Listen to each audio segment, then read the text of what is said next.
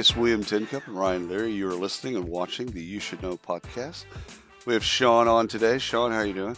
I'm good. How are you guys? Good. Ryan, how are you doing?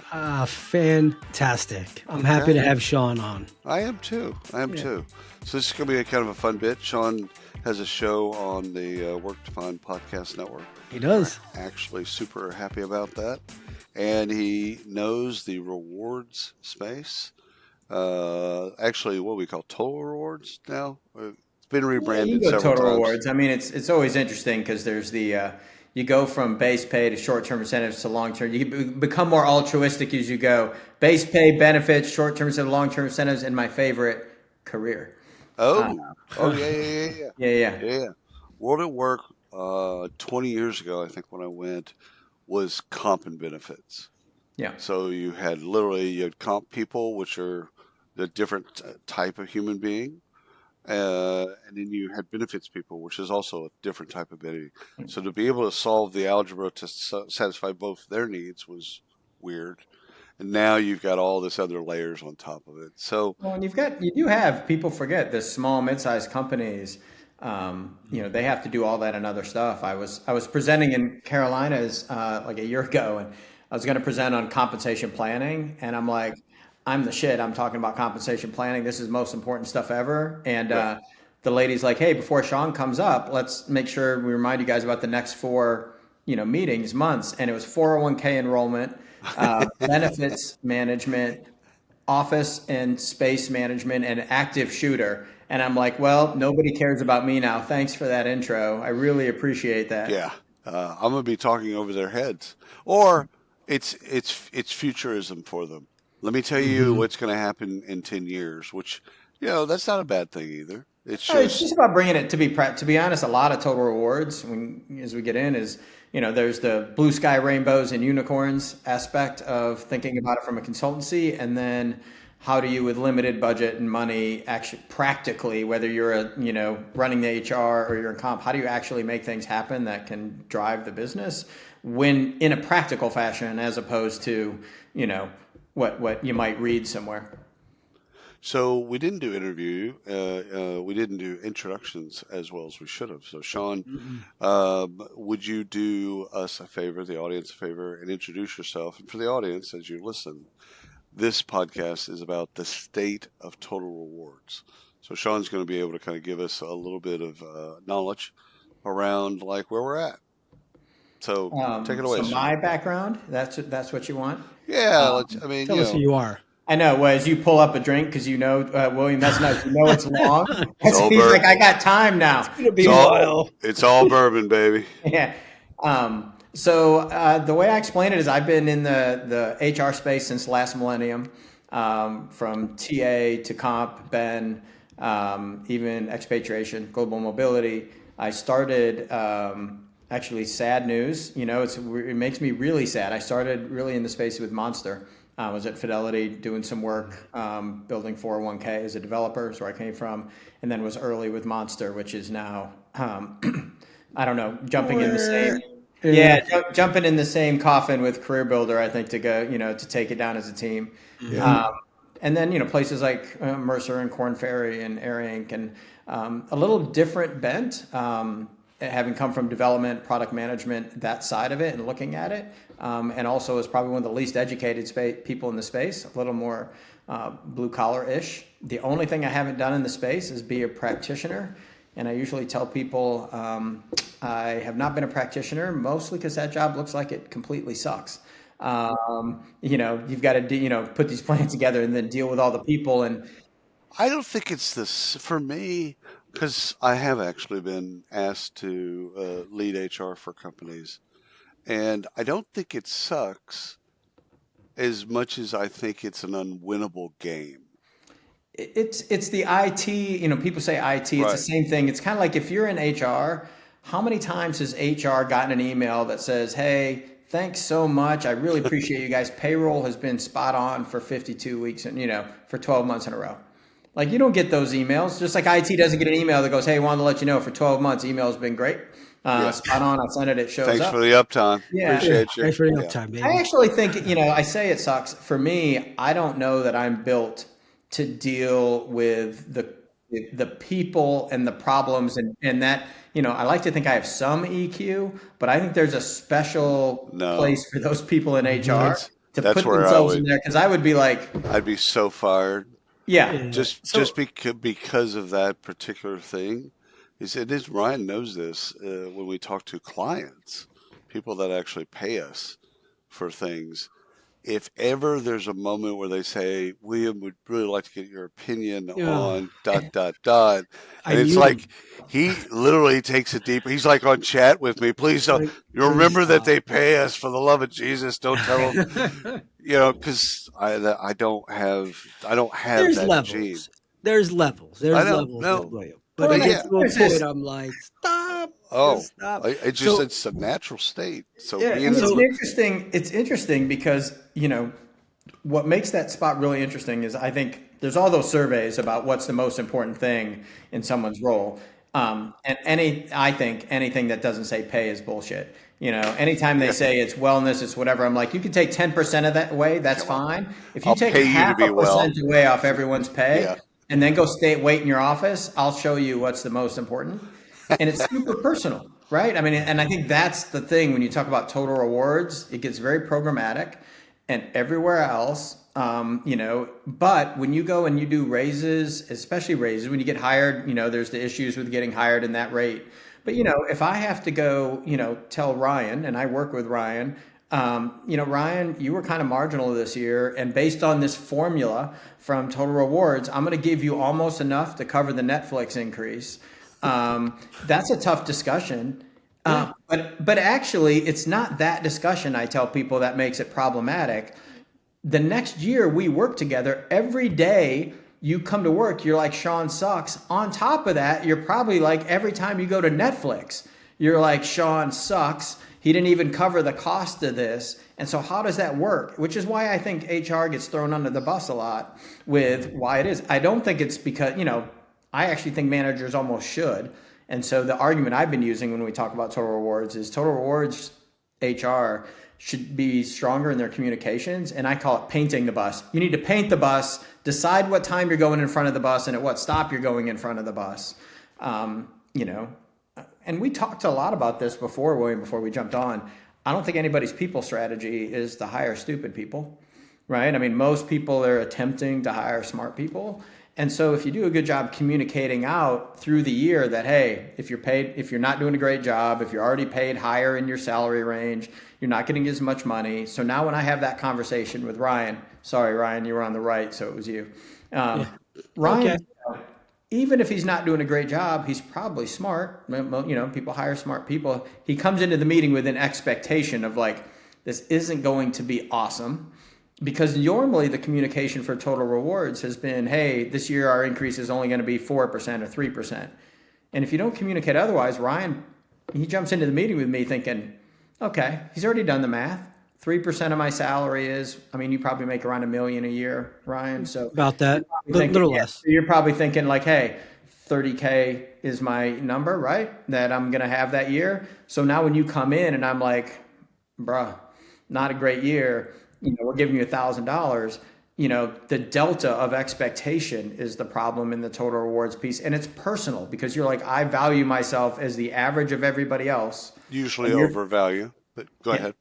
Yeah, and you've got to understand that's how humans are, right? If you ask everybody in the company, I do it in rooms of comp people, who here thinks they're overpaid? Yeah. Me. Hey, take a look around, right? And every so often you'll get the honest person in a room of 1,000 who will raise their hand, and then quickly they're like, "Hey, My I'm bad. not doing that." Yeah, I was just kidding. yeah, yeah. So that's the problem, right? With all of Total Rewards is, I think as you begin to talk about the state of Total Rewards today, you really have to remember it's personal, and everyone's thinking in their own little world when they have that personal piece as they go, because a lot of people tie their value, which is not untrue, it's a value, to that number and what's going to happen. So how should companies talk about total rewards in the recruiting process without overpromising or confusing the candidates? Because it's going to stem from this point. If it's not good Hmm. here, it's not getting any Why better. would they come on board? So Yeah. there's a couple of interesting things. I know you guys are in the TA space a lot. I actually, to start with, I think TA needs to get measured different. And I say that from the standpoint of there's two functional elements they're measured on, right? I mean, if I ask you what are the two things they're measured on? What do you, bringing in, so candidate fill and retention. Yeah, very rarely retention. Actually, I'm usually time to fill I and was gonna number say, of recs, right? yeah, And time so to the fill issues, or even those are quality the of Oh, two. hire. oh, I thought you meant what they should they be judged on. My Oh, bad. so I'm with you on what should, right? If you actually change that metric and said, we're going to actually look and see who's there after a year, who got promoted, who's a high performer, whatever, and change that, I think it would change the delta. Because part of this rec filling piece, Ryan, on the staying is I just need to get them in the door. I don't care the Yeah. cost, Hmm. right? And there's no Asses alignment and to the internal chairs. structure. Yeah. To answer that question, I actually would say it's the same for TA as it is for total rewards. And that is, you've got to speak human to them. And I say that, speaking compensation and talking about compa ratio to TA and position and range and grades and levels and am I going to red circle someone or what's going to happen if I hire, like all that. I jokingly say you've got a department in every company. Less joking about that you can leverage, and that's the marketing department. And there's two reasons I talk about the marketing department being leveraged. One is their whole world right now is taking something theoretically complex or whatever it is and boiling it down to 10 or 15 seconds. So if you're going to be in an interview process, you can actually have 30 seconds to 60 seconds, but they are good at culling down a highly complex message. And then jokingly, the other half of that is if marketing can understand it, anyone can. And so you're talking about people, it's not their job. So part of it's Hmm. joking about the, marketing, and I have done some marketing, so I'll put myself in there. The other is they're not compensation people. They are not talent acquisition people. They are not OD people. And so if you basically say, here's what I need to communicate, and they look at you and they're like, what the hell did you just, what is this, Sean? Like I've got eight things. First, we have to explain the definition and then we have to go whatever. You're like, okay, Right. that's not good. And that's typically what's been sent out, right? You think about to TA, they're like, hey, here's how we want you to hire inside of range based on this compa ratio, based on this experience with this type of model of, where they are on experience to position range. And they're like, dude, like, Yeah. I First just of want to all, hire somebody. they stop listening after the first sentence. Second Yeah. of all, they care more about what the hiring manager wants. So the hiring manager actually has more power and influence than comp. They'll reconcile comp, and then when I say they, the hiring manager, they'll fight comp on whatever if they really want the person. I don't give a shit about your Yeah. bands and all that other stuff. I want this gal. She's fucking fantastic, and I want her Tuesday. So yeah, it Yeah. fucks up your ratios or whatever the fuck you're dealing with.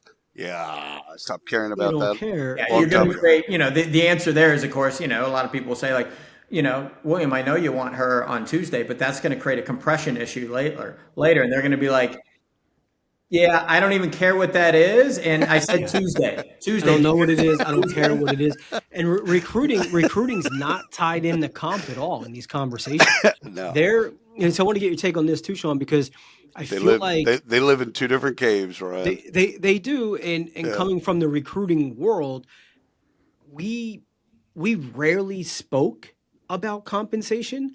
It was almost taboo, right? It was like, yeah, here's a salary range, but look at all these fantastic things you're going to get, right? You've got the table, the foosball table, you've got PTO, unlimited PTO, you can do this, you can do that, Yeah. etc. That was in our minds from a recruiting perspective. This is a long time ago. This is kind of like very naive. That was total rewards for us. That was the benefit Oh, of okay. I'm old taking enough to that. remember it was going to be a party foul to talk about my Well, compensation, right? yeah, Oh Like, yeah. yeah, Oh yeah, it yeah. was. you Yeah, know, that's what. Yeah, exactly. Like everyone who knows me knows there's a solid chance I probably ended up in HR at some point.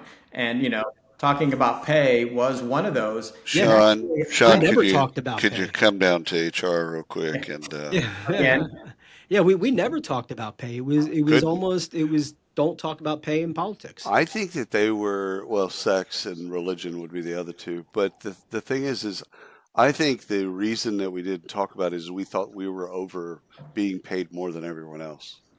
So one But of the reasons we didn't talk about it mhm, is because we didn't want to out ourselves, yeah, as being more compensated, which is all false. We could put them in the least compensated. But I think that's actually going to be, I think you can insert political comment here about DEI or potentially transparency taking a slowdown in the US.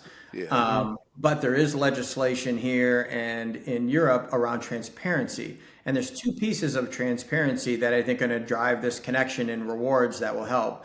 And that is the ability, you have to post the job externally, right? So think about that. And I can talk about my pay internally without ramification. So now if you're TA and you post the job higher, I agree with you guys. The hiring manager is really important, right? They're the critical piece. But the hiring manager doesn't want you to post something $30,000 higher because every employee is going to be in there going, like, we've worked with Ryan for 2 weeks now. We've worked with Sean for 2 weeks now. We saw the range. He might be good for half of that. And we're paid less than that. And by the way, now that he's here, we asked what he's making. Yeah, he told us. Overpaid. I want to be compensated. And now the manager is stuck. The other thing I highlight a lot of times, you guys have worked places. How many times during the interview process have you been asked how you handle compensation differences in the merit process during the interview process for your job? Right. Managers don't give a shit about that role. In fact, I would argue a lot of rewards people they need a lot of discretion. I think they would love to stay as far away from that conversation if they can explain why as anybody else. That's not their job. If you're an engineer, a process engineer, you're like, you know what I don't want to do at my job? Compensation. That's what I'd like to not do. Do you have the skills that I need right now? Yes. Yeah. Great. Fantastic. Let me ask you a question about percentage-based, kind of a flat percentage of 3% increase in pay across the board versus pay for performance. Okay. So long time ago when the Cowboys actually were good, it was again, 30, 40 years ago. Jimmy Johnson wrote this book, and somebody wrote it, but Jimmy put his name on it. And it was one of the bits in the book was about how he treated his players differently based on their performance. So Troy Aikman, Emmitt Smith, and Michael Irvin in particular, but some of the defensive players as well. He's like they could do whatever they wanted to do. They wanted to come to the practice. Great, come to practice. You want to go to the video review? Go, do. If you don't. And so it got in my head, and I did a bit in the Caymans on this about Michael Jordan, the difference between Michael Jordan and B.J. Armstrong. And like the treatment of those two players was vastly different by Phil Jackson. So the question is like, okay, if we communicate well, like this is going to be the percentage of increase, it flies in the face of meritocracy for me. Like, there's people that are just fucking more valuable to the firm than others. So if I set there's a couple of things to unpack. Right. There's a lot to unpack there. So please do. In comp, they call it peanut butter spreading. Yes. So basically that's the easy way to do it. And there's a couple of reasons I think that happens. One, the tooling. So in the past, you had to send an Excel sheet down to the lowest common department. They had to make the math work, and it was hard to differentiate. I also think, to my point earlier around like the manager, if I can just say, hey, HR gave us 3%, I'm giving you all 3%. HR is the one that sucks, not me. I can do it easily, right? They used to not be able to talk either. So you'd be like, everyone just assumes, to your point. It's funny. I always say they paid the same. I guess I was being altruistic. I like your opinion. Everyone thinks they were paid the most in the department. I negotiated the best. That's right. I just assumed I was getting the least, and I was bitter about it. I was just happy to show up, right? Like, no, it's funny, Ryan, that you say that. I always assumed I got paid more than everybody else. That's why, like at the bars, it's an interesting IO psychologist. There's some person. There's some. That's a whole other thing. Where do you think you're stacked up versus where you actually are? That would be kind of cool. That would actually be a pretty cool little kind of just off the cuff survey every show we do. Sean, where do you stack up against your coworkers? I'm always at the bottom. Shit, no, But I have the lowest. I have some of the lowest cost of living, so I'm okay with it. We live in the middle. We're cheap. We're cheap and easy. Um, so you've got this peanut butter spreading thing that went out. I think the problem with pay performance is, well, one, you've got a pay equity issue. So the quote, Right. there's a guy at Korn Ferry, Tom McMullen, and I've plagiarized this to death, is management discretion is the enemy of pay equity. Right. And pay equity issues as an old white guy has been great for me. In general, over historically. And so if I'm underpaying females and I give everyone 3%, all I do is make a bad problem worse by Okay, default. but and I love pay equity. However, pay performance trumps bad word, skip that word. Performance trumps equity. The assumption with that, though, is that you and I um, have the same starting rate or have the same, baseline that's there. So when you look at pay equity regression models, what pay equity regression does is try to take away the non-real factors, Right. right? So if basically I have the same performance as this female over here and the same years of experience and I'm producing it the same, why am I making more money? That should be pulled off. If I'm making less money and she's just outperforming me 100%, there's some cool discussions on, do you actually pay for the role? It flies in the face of TA No. and No. basically You don't say, pay for the role. You pay for the output. but do you pay So for the role on base pay and create more leverage on STI could for be. output? So, Could be. do you Could do be. something like that where you create more levers, where you end up with the Because then you weirdness of, control the individual controls what they can get more. I don't have a problem with that. But like when I get down to when you're talking about the him versus her, the years of experience, I don't care about your fucking years of experience. As a it depends, I company, would say it depends on the role. And here's why. So, doctors is always the easy one, or like Cat's first day on the EMT job and you're in the ditch. Like, do you want the experienced person or the not? Do you care? I don't know, and here's why I'll even throw that because that was obviously you take it to the absurd.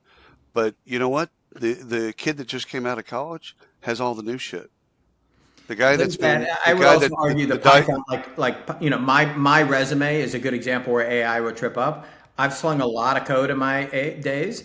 Should I be valued for my Y2K experience because I cranked some COBOL? No, that's You those know, skills have decayed. They're no longer useful. What do yeah. you have now? In a nice way, he just said, Sean, you're just not useful. No, It's so no, no, funny. I no, thought this was going to be some time away from my wife, but no. no. I just got told I have no skills here as well. No. Go pull some weeds, Sean. Somebody Come just on. asked me yesterday. They're like, "This is all a skills conversation," and I'm like, "They're paying for your skills today and what you will get, what you will develop with them tomorrow. They don't give a shit about what you did in the past." But think about the problem altruistically, yes. But let's assume we've both been here for a while. And Yeah, yeah, yeah, how do you yeah. deal with pay going down? And so if you create a base pay level that has high leverage on it, you can deal with that because most people, until it's been the same bonus for many years, then it becomes assumed. Most people understand that that bonus is based on output or whatever. So if you create more leverage, you can Right, do that. But let's assume I'm in accounting without any leverage, right, and we both making money. I've been here 10 years. You've been here 3. You know more of the new software than I do. We just into a new package. You're better at coming up to speed on the new software, or you had it at their job before, and you right. make $20,000 less than I do. How do I fix that? And the problem in pay is generally whether it's pay equity, position and range, strategically where I want to, have people paid compared to market, all that stuff. There's generally one way to fix it and CFOs hate it, right? It's more money. I Level used to out. say there's Yeah. only one way, and I don't know if you guys know this, but several years ago there was a pay equity issue at BBC, and they reduced some of the men's pay. And you can imagine how well that went over. It went over as well as you can expect. It's exactly like you thought it would go. Yeah. So the women did well with BBC. Um, News to well, it 11. didn't go well for anybody because, of course, even the other channels spin it as people got pay cuts or they got pay cuts because they underpaid women. Of course, then women are like, "How long have you been underpaying me?" Forever. You know, like Next. Yeah. it Why, went as why not well as just you could expect. raise? Why It would not just be it'd be raise? this, but CFOs hate that.